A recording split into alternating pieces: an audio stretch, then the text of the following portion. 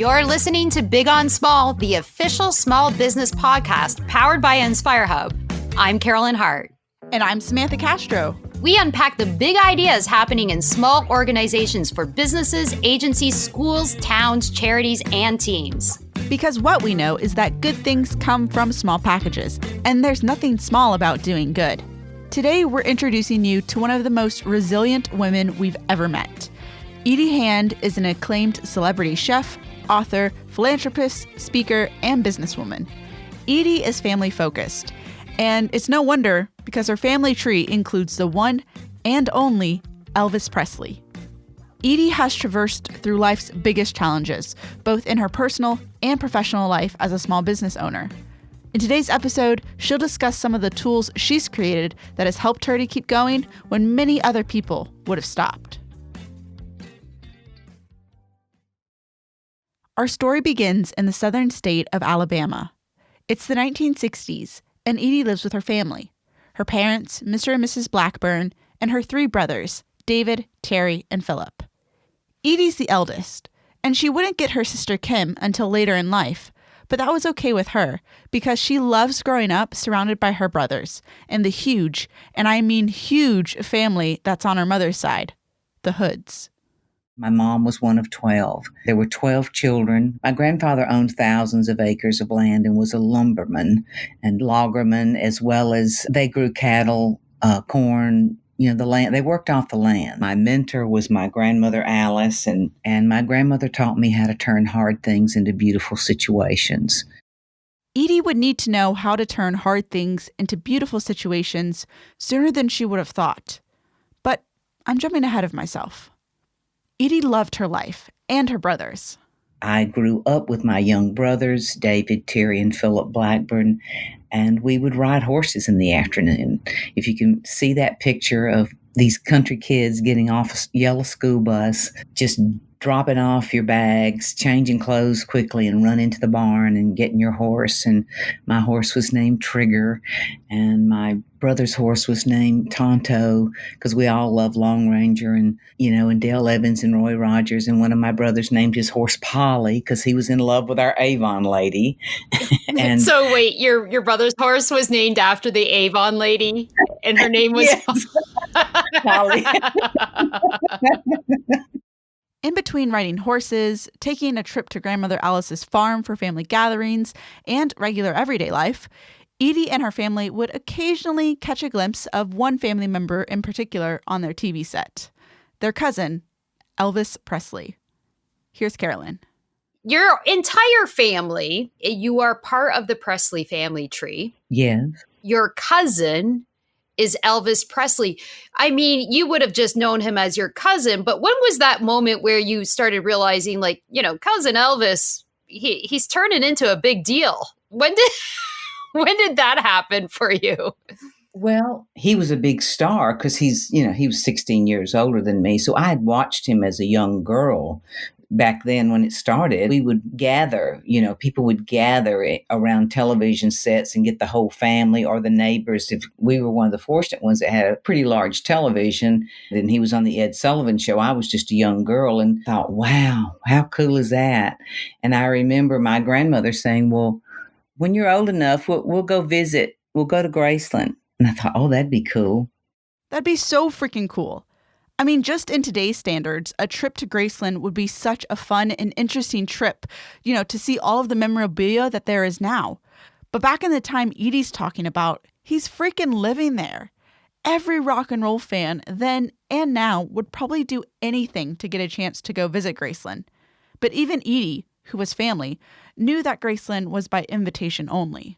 So when Grandma Alice said, we'll go to Graceland, Edie knew it would take some time before they got an invite. You didn't just show up like you did in the South. People just come to your house on Sunday to eat, and whether they were invited or not. So I remember I was about 16 years old and I could drive. So my grandmother said, I have a surprise for you. I've got us an invitation to Graceland.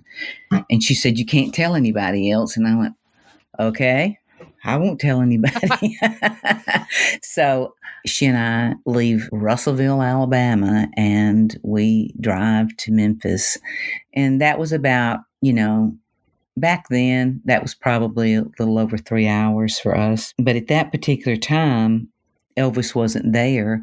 The first time I got to go, Elvis might not have been there that first time Edie visited, but she was surrounded by the strong women on that side of the Hacker Hood family.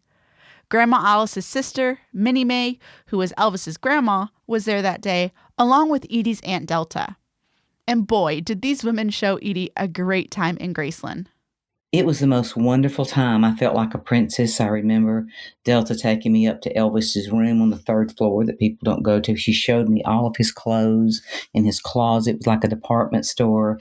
I went out back to horseback ride. They had their own trailer court in the back and the office. I went to church with my other aunt, Nash. But for me as a young girl, that was fascinating. And, I was gearing up to go to college in about a year. And I remember they invited me back, and that was when the first time I met Elvis. And I remember Uncle Vernon was there, and they introduced me as the smart, pretty cousin. And so Elvis liked me, so that's one of the reasons I got to come back a lot, and that I wasn't interested in it. So they invited me to go to gospel concerts. But as a young girl, dolling up from Graceland and going there, and people knowing where you came from, not many people would get to go in a limo. I remember that he said, "Did you meet anybody you want to meet?" And I said, "Well, I saw this cute guy." And I told him he was a singer and they wouldn't know who it was. So he said, "Well, you can invite him the next night." I said, "What?" "You can invite him to come over. We can check him out." Can you imagine? This guy asked, would I go out to eat? And I said, "Well, I can't, but I have to go back to my family's home." But I said, "You could come over and have, a snack afterwards and say hello." I mean, just met the, she's probably thinking, what in the world? She's going to meet her whole family the first time I meet the girl. And when I tell him where it is, he says, "Well, I don't know of anybody that lives there. That's Elvis's." I said, "Well, that's where it is." So your cousin Elvis was checking out your potential date and making sure that he was safe. Yeah. Because that would not be intimidating whatsoever to a young man. For the record, I would definitely be intimidated. Anyways, boys weren't the main thing on Edie's mind. She had bigger plans, and everyone knew it, because she was about to be the first of Elvis's cousins to attend college. In 1969, Edie heads to Florence State University, now known as the University of North Alabama, to major in psychology and business and minor in theater. Edie's dream, her passion, was to be a Broadway star. But Edie, who had the famous Elvis Presley in her family, still knew that in order for her to be successful, she needed to listen to the practical side of herself every now and then, which is why she was majoring in psychology and business. Being realistic, I was in Alabama. But when I realized I was very good at theater, and my drama coach, Gladys Shepard, took me to New York City for the first time I ever got to go when I was a senior in college, and I got to see The Lion in Winter of Katharine Hepburn starring on Broadway. So she cast me in The Lion in Winter, and I portrayed Queen Eleanor. So it was my destiny, I felt. My dream had been to spend my time in New York City as a Broadway star. That was my ultimate dream. But sometimes you get on a different horse and life takes you in a different direction, and plan A becomes plan B. During the senior year Edie was just talking about, she was working 3 jobs while attending school and living with her brother David, who was also attending Florence State. David invited Edie to watch his fiance's play back home, and although she wanted to go, she was too tired and ended up staying behind. It was on that night that David fell asleep at the wheel and died in an accident not far from Grandma Alice's farm. He was only 19. Edie's path changed that night, and it would continue to change and challenge her, because as much as I want to say that this is the worst thing that happened, the loss of a brother, it wasn't. But again, I'm getting ahead of myself. After college, instead of moving to New York, Edie decides to stay in Alabama, closer to her family.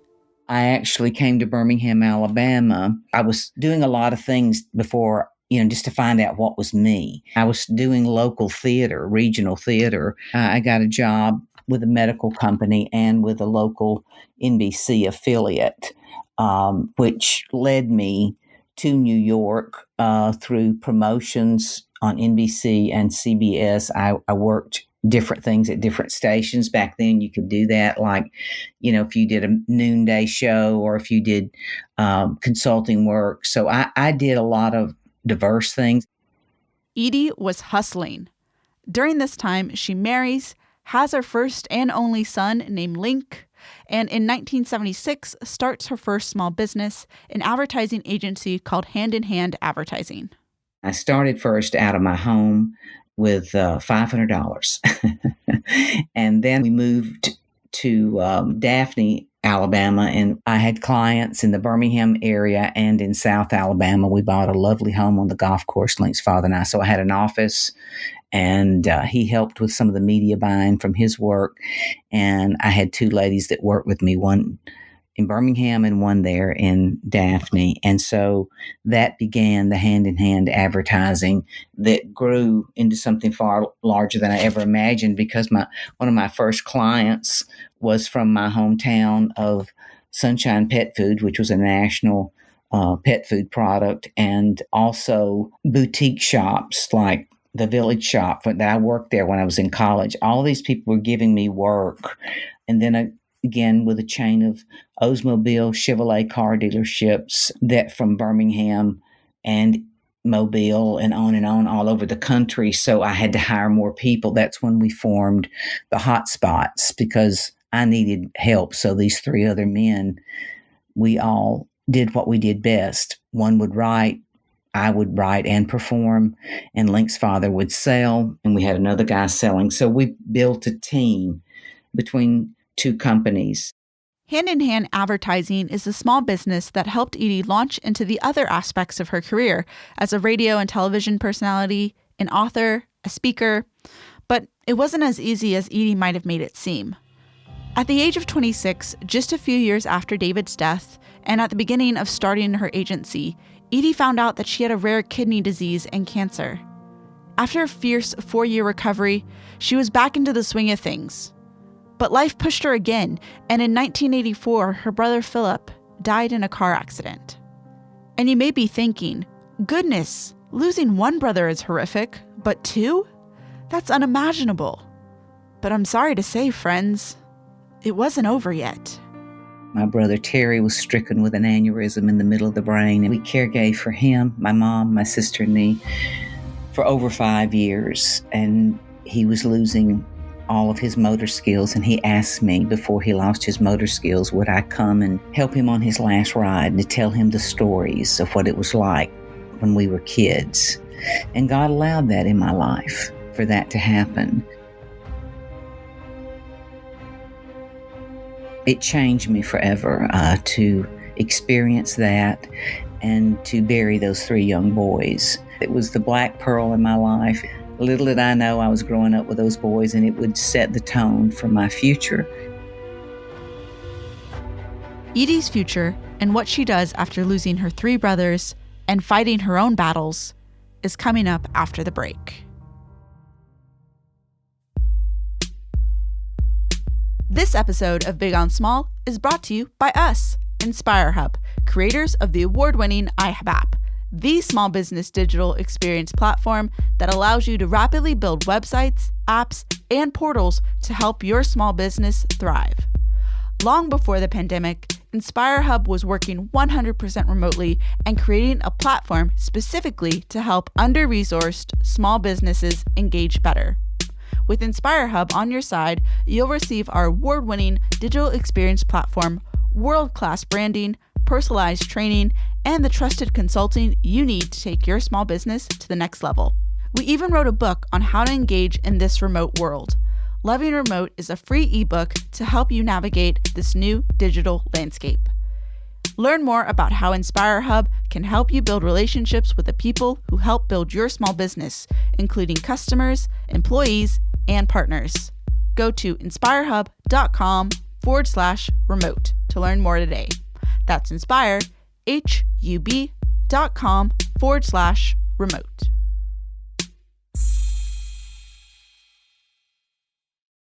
I think it's safe to say at this point in the podcast that Edie is a freaking warrior. Losing all three brothers that she grew up with, you may be thinking, how did she keep going? How did she continue? Here's Edie.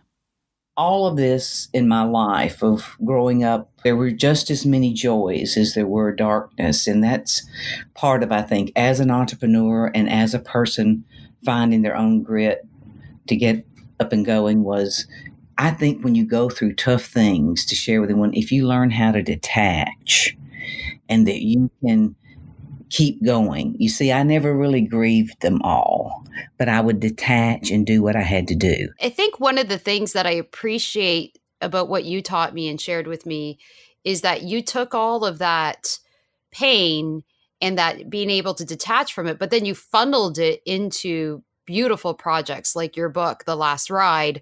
I mean, I wept when I read that book. It's just so incredibly beautiful. And, I think that it's an extraordinary gift that you've had where you've taken all these difficult moments and you actually were able to turn it into this gift back to the world. Thank you. I think that everyone has to find some way to keep going because life, you're not going to get out of here without something happening that's not tough to deal with. And it's the tools perhaps you've been able to have that you might not even know is within you, that your mom, your dad, a sibling, a friend, a stranger could give you. I remember even during a dark time when I needed someone and I was afraid to call someone. And sometimes we're afraid of things that aren't really, or we have a fear in us. And I think that's the evil, dark side of us that wants us not to get up. One way Edie chooses to look at her life is through what she calls the pearls of life, which draws on her spiritual belief to help her define certain moments in life. You might have caught one pearl right before the break, when Edie said losing her brothers was the black pearl of her life. Well, there's different types of pearls Edie has to describe other moments. To me, life is a string on which we hang our pearls. And we all have been given pearls of life. We just have to recognize them through acts of kindness. Now, this I learned from my grandmother, Alice. So when I was writing and thinking of how I could give back for a large women's event at a church, I wanted to find scripture that could go with some different colors of pearls that I had learned about. I looked up and I found in 1 John 1:19, if we confess our sins, he is faithful and righteous to forgive us.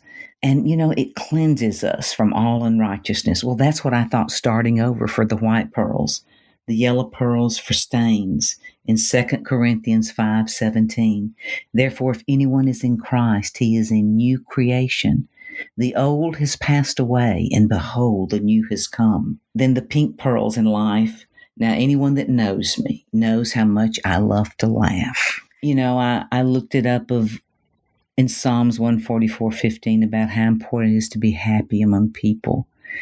And no matter how dark it is, I can get out. Honestly, this may be weird to people out there, but I actually have a long stem cigarette holder with rhinestones on it, and I'll put a pretend cigarette on the end of it. I have a few of Phyllis Diller, the late comedian's boas. I would wear her boa, and I'll have my boa, and I'm going, hi. And I talk to myself, and I do these funny little things, and it'll make me laugh at myself. And Phyllis did that. She said, look, if you can talk to yourself and laugh with yourself, you can get over it. So these pearls of life, which Edie had learned and developed from her grandma Alice, was helping her move forward. If you're interested in reading more about the pearls of life, we have all of the pearls listed on the podcast post for this episode. Another thing Edie did to keep moving forward was she established her own foundation in her brother's memory, the Edie Hand Foundation. When people think you have a foundation, you're just loaded with millions of dollars. It's not always the case. What mine is I sell books. It is my tithes that I give back to help kids with cancer. I also help with a Heal Alabama program and with kids here at Children's Hospital that's tied in with the Miracle Kids around the country. And I think that everyone has to find a way to give back in their community. So that's what I have done with writing books, is encourage other people to give back in a way in their community. And I do that through my foundation.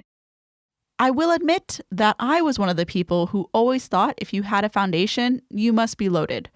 But in talking with Edie, I came to realize that that's not always the case. I asked her where this feeling to give back came from because I was interested to know if it correlated to her having survived cancer or not. I was doing it long before I had the cancer. I first learned that from Elvis when I was 16 years old, and I remember being there when he gave a yacht to Danny Thomas to raise money for St. Jude Children's Research Hospital. And his middle daughter, Terry Thomas, is one of my dearest friends, and she is my son's godmother, and she lives there in Beverly Hills, and she's the founder of, with her father, of the Country Kids, that a lot of these country artists raise hundreds of thousands of dollars for kids with cancer there in the Nashville, Memphis area. That came from that, and always I thought, wow, if I could grow up and help do something like that. Well, I didn't have that kind of wealth, but I did have those resources. And I also did country music Christmas specials. And, people donate their time, and we all would get together to air this to promote St. Jude Children's Research Hospital. You either raise the money or you raise a lot of awareness for them so people could directly give money to the hospital, just like they do with FedEx for St. Jude Golf Tournament. We just were another arm of raising awareness and raising a certain amount of funds. So that's always been a part of my life. And because I'm a numerous cancer survivor, it's very dear to me to help find cures. Yeah. Hold up. Play that again? That's always been a part of my life. And because I'm a numerous cancer survivor, it's very dear to me to help find cures. Yeah. A numerous cancer survivor. So yes, not only did Edie battle cancer at 26 while starting her small business agency, she did it numerous times throughout her career. One of the times, Carolyn actually was able to reminisce with Edie about. One of the things that I know, because I have been with you now for over a decade as your friend, and also I've had the wonderful gift of you mentoring, is there might be this idea that, well, of course she had a successful career in an agency because, she had these great opportunities having the Presley family and Elvis as her cousin and meeting these wonderful people. But what I realized is that there's a lot of you. First of all, there's a lot of family, and all many are talented. Not all have gone into entertainment, but you had the success you had with the agency and the book writing and all the materials because you were hustling the entire time. I mean, I need everybody to put a picture in your mind. It's probably, I guess it must have been about 10 years ago. We're in Nashville. We're at the Grand Ole Opry. And I remember, I am in my 30s at the time. And, I won't tell your age, but you were ahead of me in age, fighting cancer. And I remember chasing you down the hall of Grand Ole Opry. And it was like that for 3 days, Edie. I mean, you had phones ringing off of you and we were running. Actually, I want everybody to understand this. I'm not exaggerating when you see in the movies like, oh, and they say the person was, you run from meeting to meeting while you're fighting cancer. And I remember I said to my husband that night, I'm like, I cannot keep up with her. My husband's like, do not tell anybody this. She's older than you and she's fighting cancer and you can't keep up with her. And I said, you don't understand. She's nuclear powered. And I remember I said that to you. You said, well, actually, technically I am right now because I'm on chemo. And you showed me the little box that you had on you. Yep. And I feel like, if that was you in the middle of arguably one of the biggest fights, and by the way, you did it multiple times, won the fight against cancer multiple times. How many times have you fought and won against cancer now? 4 times. I actually did a book with one of my oncologists called Cancer, the Unexpected Gift. And I can tell you that there were many years I was on chemo by mouth, but There's so many wonderful things today, and I am knocking on my another decade. And I tell them all, I said, I think I got about 10 more good years left in me. But I will be doing what I do with young, vibrant women like yourself and business women until the Lord calls me home, because we all have a purpose on this earth. And I think mine is to share other women's stories. Now, I've told you this many times, that you are your own woman of true grit, and that I love this of great resilience is transformative, that you certainly inspired that to happen. And I've learned a lot from you too, Carolyn. And that is part of, as you grow older, is life lessons, is that you can be the mentor and the teacher, but when the teacher becomes a student. So I have been a student of yours, and I have observed you and watched you and seeing your influence grow. And I see that the Lord has given me that senior influence to keep going. As long as He wants to use me, I'm here. And this is one way of doing this, is through the Word and through storytelling, and that God has enabled me through great men of support to strong women like us, that, I've now writing screenplays with talented men in Hollywood. Now, where in the world would that come from but only something greater than me? I'm a humbled person. You are my example of who I want to be when I grow up, finally. And I guess you'll never grow up, Carolyn. I hope not. And well, I do. But the interesting thing is, you were directly involved and just deciding that you were going to help me. And I mean, you dragged me onto television shows. You shoved me in front of people. You told me to keep up, darling. You need to keep up. You told me at one point, I was in a job at the time, and I was explaining to you how I felt. I remember I just said, I just feel like every time I'm trying to move forward, I'm dragging people with me sometimes. And you said, well, darling, that's just because you're in the wrong pack. You gotta get the pack that can run with you. I remember you, then not only did you say that, but then you said, and we're going to start right now. And I think one of the most beautiful things when we're talking about small business and growing, our listeners are small business owners, and they need to understand that you are a small business owner. I am a small business owner. This isn't something where suddenly one day you are, like what we see in the news, which is you become this unicorn and you can just coast off into the sunset. I mean, it's still, you're grinding it out, because this is what your passion is and you're pursuing it. So, when you hear you talk, the conclusion might be that you've had a lot of personal tragedy, but you've never really struggled in business. So, set the listener straight, Miss Edie Hand, about business struggles, because you do have success. But I know we talk about it a lot over the years. We actually laugh about how if people actually knew the behind the scenes footage of what it looks like, to look successful and to be successful, not just to look successful, but to have, because people go, wow, you're doing all these amazing things, and they have no idea the sacrifice. Can you tell us a couple stories just about, where you were really like, what am I doing here?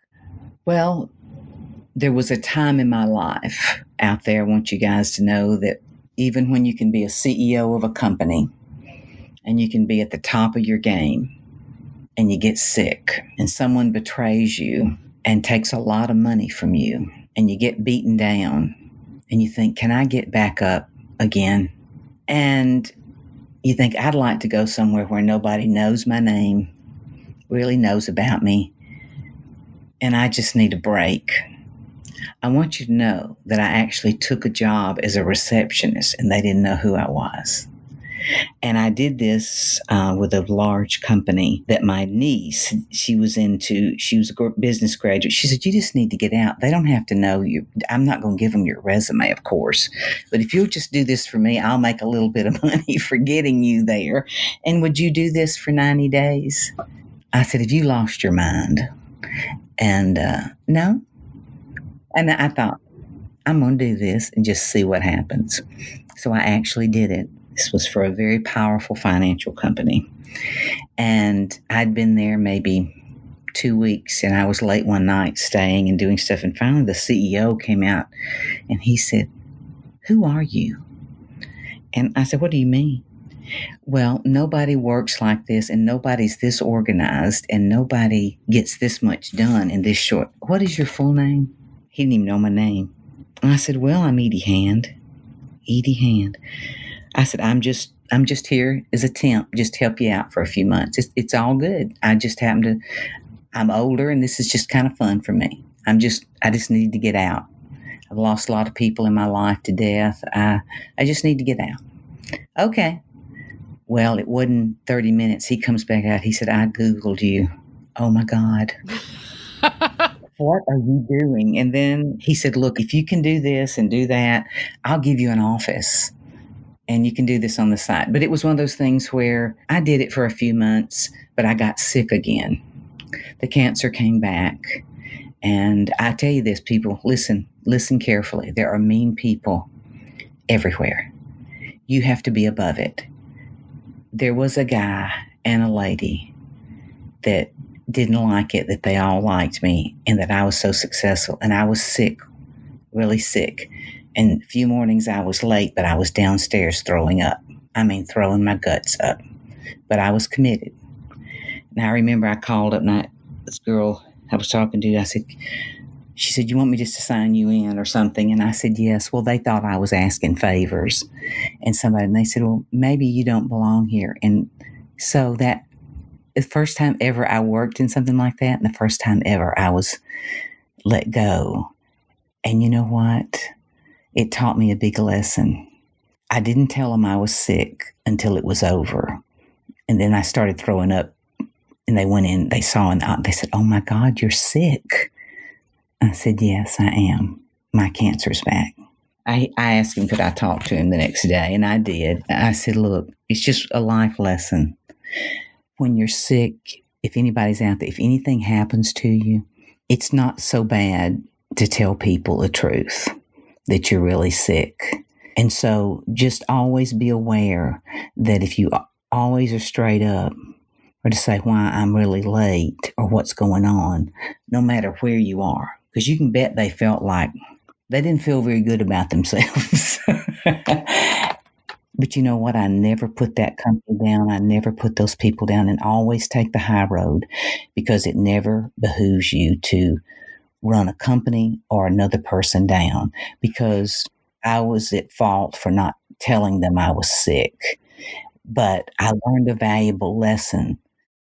Telling coworkers where you are in life and saying, "Hey, I'm not feeling my best self today," or "I'm needing to take it easy because I have XYZ going on in life right now," is such a vital part of good communication within any organization. But it's especially vital to small businesses because your biggest assets are your people. We've said it time and time again on this show, and we'll keep saying it because it's so important. Take care of your people, and they'll take care of you and your business. So yes, Edie struggled in business. A business partner she had trusted had betrayed her in the late 2000s and taken a significant amount of money, leaving her to the point where all she wanted to do was start fresh. One of the ways she healed from this particular instance was not only taking that temp job as a receptionist, but also she channeled her previous experience into another book, written with friend Dale Brackage in 2010 and aimed at helping other small business owners. It's called ABCs of Selling with Etiquette. I wrote the etiquette arm, and, we had a fair amount of success with it, and it allowed us to be able to help businesses, small businesses, learn these simple ABCs of selling. You can't sell anything if you don't have good manners. I tell them all the time that manners never go out of style. I can even give a great example of some of the things that I wrote about with the ABCs of this is I taught my son to have great manners and to always open the doors for women. And I can attest after being at events that he absolutely does that. It doesn't matter if it's a child or a senior, they're getting the door opened for them, whether they want it or not. Yeah, and Jimmy Kimmel, Link does some work with Jimmy Kimmel. They say, hey, Link's always opening the door, walking the girls to the car. He says, yes, sir, no, sir, yes, ma'am, no, ma'am. I'm very proud of that. I see people seeing his genuine heart. That is very important to me. And so that's what this book of ABCs of Selling is about, genuineness and kindness. And so give us the story, the advice. Tell them the story about the etiquette. Well, hey, here's one thing you need to know is that you have to create your life from the inside out. And when you reach out to a customer, say, for example, you've got to know something personal. You need to take time to do your research to understand. I keep a journal of who I talk to. I know their spouse's name. I want to know their kids' names. If I spend a lot of time doing work with them, that's what I'm doing. They need to know that you're caring about them is real. That is key in having that kind of knowledge. I think it's golden. It's simply free for the taking if you'll just do that. Of course, risk comes with all of it. You got to know the proper way to hug somebody. Do you know the proper way to hug somebody, Carolyn? Is that the side hug? Yeah. Yes. Side hug. That they teach you that in church. That is like a Southern church tradition. I remember I was with somebody, they didn't know what the side hug was. And I was like, you don't understand the side hug. And now, of course, now with COVID, there's no hugging of any kind. But when there was hugging, it was always the side hug. That's appropriate. That's true. And it's so true. And I'll say this again to small business. R is for relationships. People like to do business with their friends, but people want to know that you're sincere, honest, you have integrity. Look, I've lost money to maybe one friend, but most of them I've made money with. And it's when you give that respect and it flows both ways, that relationship it makes such a difference in the perspective. I tell people all the time it's like I write about in these books of having a lot of passion. You got to let them see your passion to work to do it.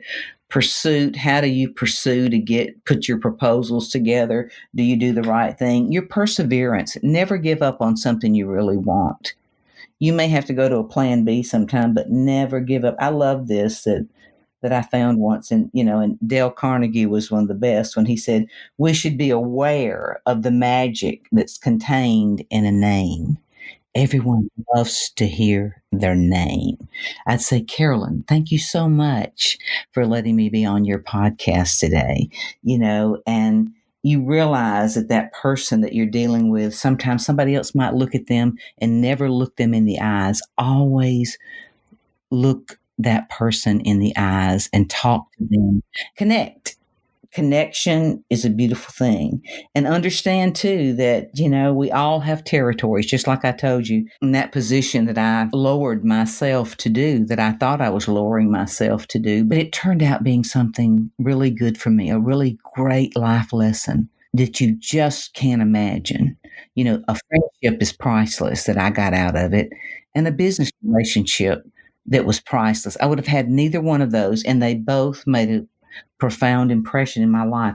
But see, the person that was so territorial, that didn't look at all the good I did and brought, but tried to nitpick a couple little things. Remember that of your employees. There could be a reason why that person is being late a couple of times, or if you're just watching them, why don't you bring them in and say, could you tell me what's going on? You're giving away my secrets because Samantha works with me. So now she realizes, now I know where Carolyn's getting it from. Because that's exactly what I do. Because, you and I talked about seeing the whole picture, not losing sight of the long game, understanding that today's person who maybe stumbles and falls can be the person who gets the biggest deal next year. And do you want that person getting the big deal for your competition? Or do you want them doing that for you? Because they're going to win. They're not always going to fail. You think, oh, they've had a bumpy season, but the person that has that leader come to them and say, look, I'm going to walk along with you during this dark season. I mean, the loyalty, the motivation that we feel towards leaders who invest in us when we're weak. I mean, there's no comparison. We'll run through walls in the future for them. I remember I had a leader do that for me, one of my first mentors. And I had a loss in my life at the time. I just started the job and I wasn't coping well. And, so he just gave me an additional 2 weeks because I needed it.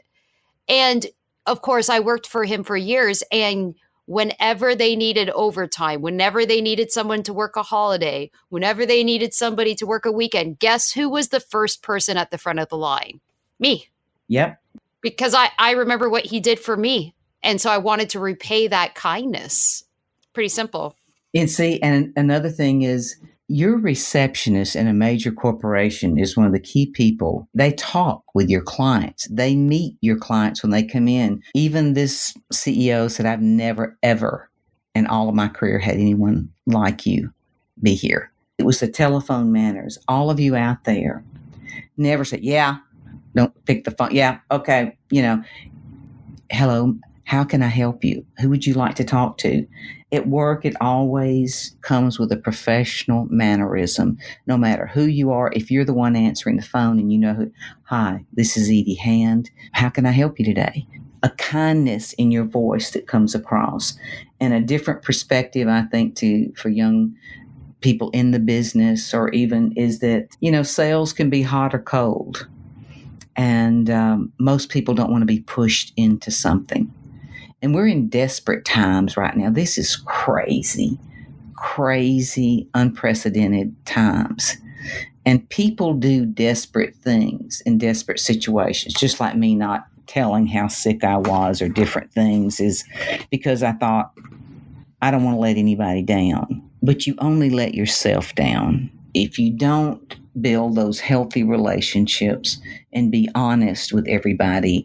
And when you're having a bad day and somebody knows it, if you can at least use good psychology and say, I see you're having a bad day. What can I do for you? Or we all get overwhelmed. How can I lighten your load? Just like you even did for me on a particular instance. And you said, let me take this and make this better for you. Manners go a long way. I'm interested to know from you, our listeners, if you've had any experiences like Carolyn or Edie just shared. Have you had a boss or coworker take you over to the side when you're in a tough moment in life and say, hey, I got this for you. Don't worry about it. What was that like for you? And what impact did that have on you? We'd love to hear your story. Email us or call us at 1-844-967-2428. We're getting close to present day with our story now. All throughout this time, Edie is also writing, publishing, and establishing the project that she's most passionate about, Women of True Grit. The Women of True Grit brand is my most promising brand. I know that this books will be my legacy of telling great women's stories, not someone always that's a top executive of a company in a famous person, say, for example, like a Meredith Vieira or the Mandrell sisters, or if it's someone that knows different people for different reasons. Edie released the Women of True Grit book in 2010 with co-author Tina Savas. And there are quite a few big names that contributed to this book that you'll probably recognize. They certainly would recognize Dr. Maya Angelou. She gave me a poem to use and told me that phenomenal woman to be able to use it when I did my Women of True Grit. Dr. Judy Kuriensky, who is a person that was on ABC radio for over 20 years and is worked in teaching psychology at Columbia University. Meredith Vieira, who was a voice on 60 Minutes and then on NBC Today, and, Who Wants to Be a Millionaire. The Mandrell family started in country music way back when their mother and father started. Mary Eisenhower, very honored. Her grandfather was our president. And I love, because hers is about philanthropy. Also, Brigadier General Wilma Bont, she was the first woman decorated as as a brigadier general. Now, they might not know her name as a household name, but they do know the Women's Memorial, that she raised personally $10 million to build this of women's history that have given their lives to our country, that sits in the gateway of Arlington Cemetery. Edie took her Women of True Grit around the country, speaking on not only her stories, but also sharing these women's stories. Most recently, Edie was retained to write an in-house FedEx Women in Leadership book that is inspired by her Women of True Grit brand. More details coming soon on this book. There are more Women of True Grit projects from Edie that are currently in development, and we'll be sure to share updates with the Big on Small family as they unfold. Edie continues her speaking, writing, and even moves more into the entertainment industry when she establishes Hand in Hand Entertainment with her son Link. Through this latest business venture, she's working to tell her story and others on the big screen. Here's Carolyn. One more story about perseverance, because I'm just thinking about the documentary that you did, which was the story of the last ride and your story, right?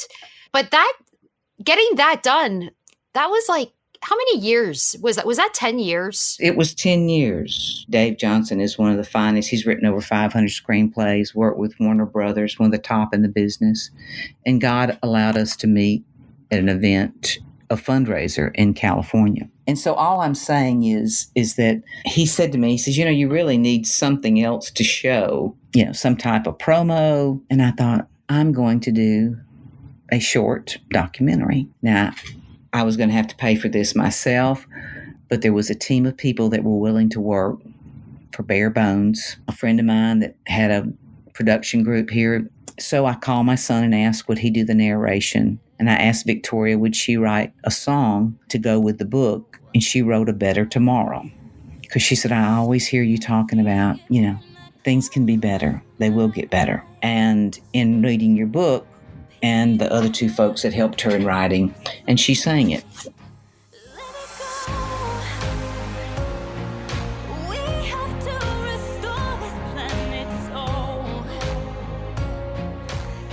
We filmed it, and we had a family gathering like we used to do on the 4th of July. That Elvis came, sometimes just Elvis's dad, Vernon, and Aunt Minnie, and Aunt Delta, and all of them came. But my uncles would make music on the front porch, so we recreated that. And I will tell you, having someone from my college days to talk about what it was like, that my dream was to be an actress, and to all the deaths, all the losses, all the different portrayals changed my destiny. But I made it work by the help of God. And I can tell you, I had not grieved everybody's death. And my father was living when we did this several years ago. I just lost my father, the last of my family, this past fall to Alzheimer's. But what a wonderful thing to see so many of my family come together. But after that, I really lost it. I grieved 40 years of letting go.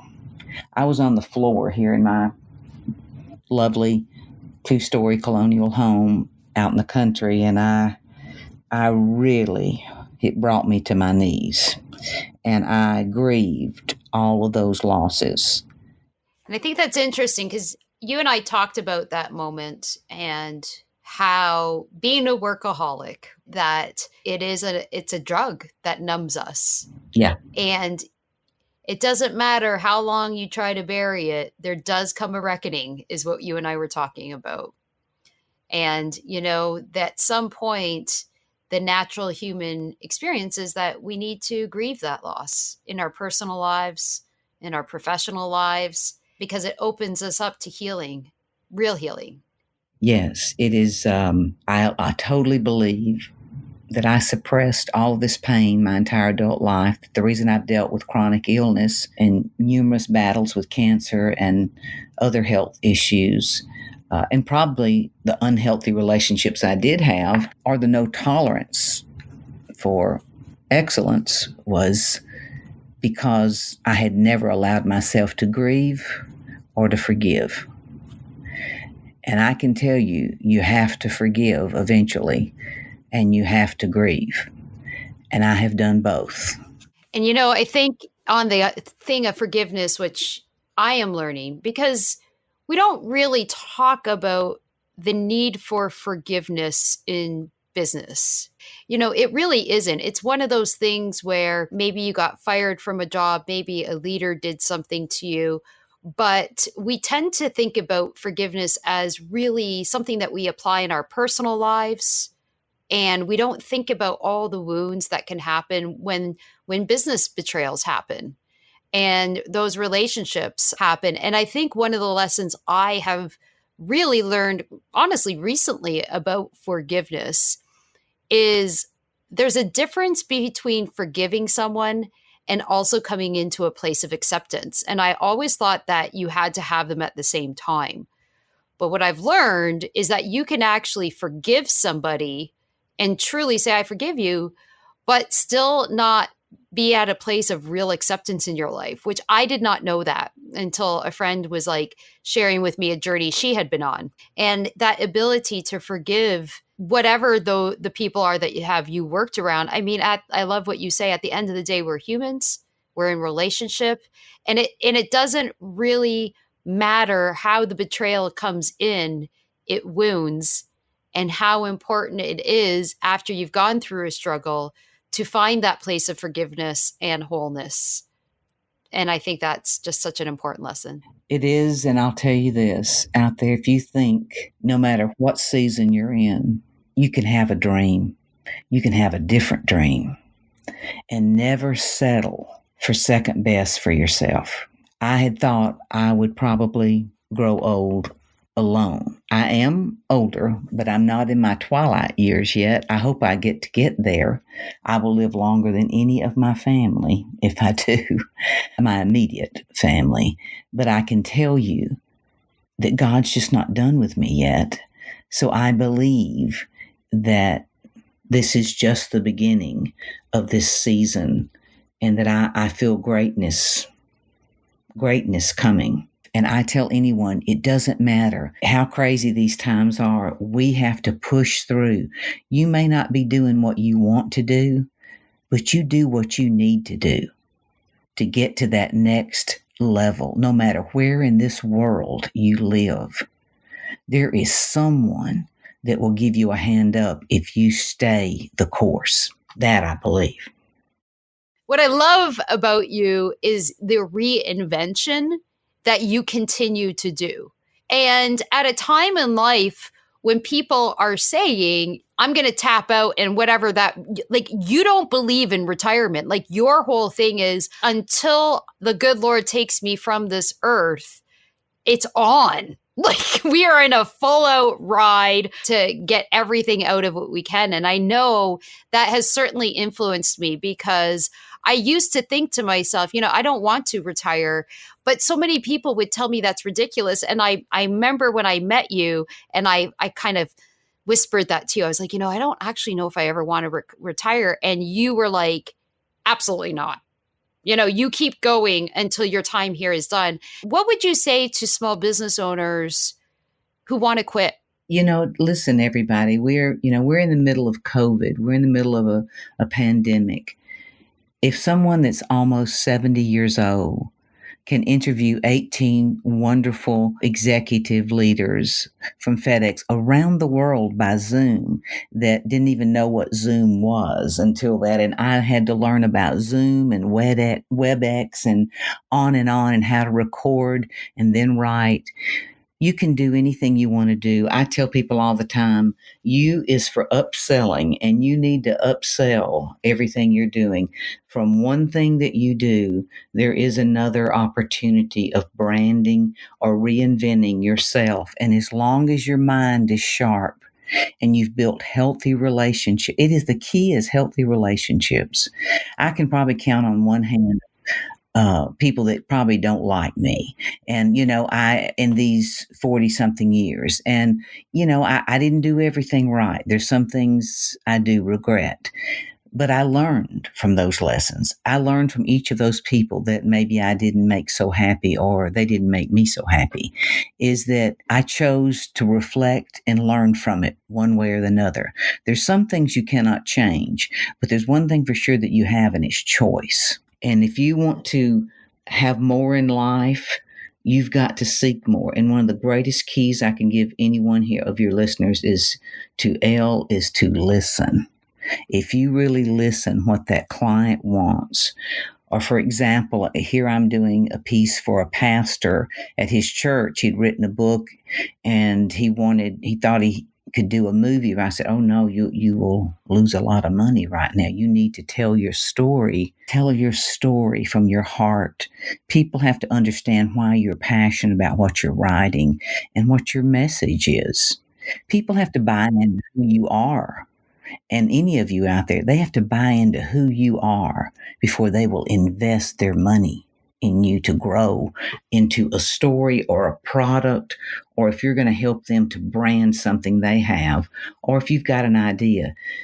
Be confident enough in your ideas to go and ask. If you do not ask, you will never know. And if you don't have all the courage you need to get it done, ask people that understand other things. If you need a technology person, if you need someone to pretty up your presentation, whatever you need, if you can go in with confidence, you can usually come out with something that gives you a great result.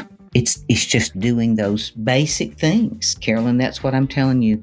If you want it, you find the solutions and you get it done and you get your grit up and you never let it down.